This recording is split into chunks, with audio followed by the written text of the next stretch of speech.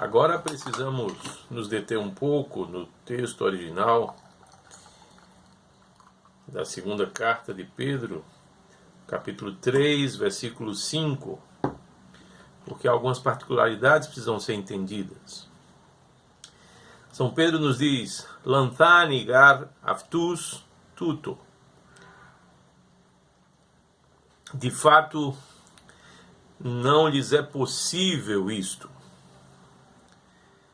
E, inclusive, o motivo pelo qual não lhes era possível, ele revela na próxima palavra: Felondas. Eles não estão querendo.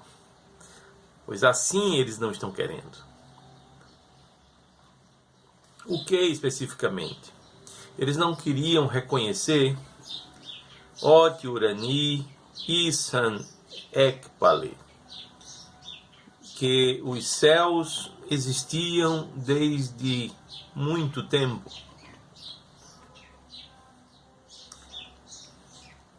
Ao contrário, os gnósticos acreditavam na pré-existência e na eternidade do universo, portanto dos céus e da terra. Por isso que São Pedro também diz que exidatos, que diaidatos sinestosa. E a terra, da água e através da água, veio a existir e continua existindo, subsistindo. São Pedro mostra assim, com toda clareza, que tanto os céus como a terra, ou seja, o universo, eles têm um ponto específico em que foram criados. Assim, o Criador é anterior à sua criação. Para os helenistas, ou mais especificamente para os gnósticos, para toda a filosofia grega, não existia um ponto demarcatório entre o não existir e o que passa a existir. A criação não tinha sido feita do nada. Não houve um momento em que a criação não existia e passou a existir. Então, essas expressões gregas utilizadas por São Pedro, elas nos mostram claramente que aqueles falsos mestres não tinham a possibilidade de reconhecer isso, e exatamente porque não estavam querendo reconhecer que Deus criou o mundo a partir de um determinado momento. Criou o mundo do nada. E isso, totu theu logo. Totu theu logo significa através da palavra de Deus. Através do verbo de Deus. Jesus é o Logos, o verbo, a palavra de Deus. E, portanto, São Pedro acentua precisamente isso, que o universo foi criado em determinado ponto do nada, através, por causa, por intermédio,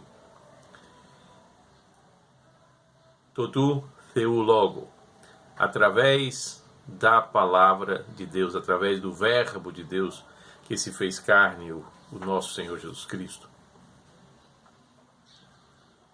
Esse verso é de uma importância capital, porque nele São Pedro, inclusive, na última expressão, totu theu logo, através da palavra de Deus ou do verbo de Deus, ele está acentuando exatamente esse verbo, essa palavra. Jesus como aquele que realizou, por intermédio de quem a criação foi realizada. Realizou a criação e possibilitou-a.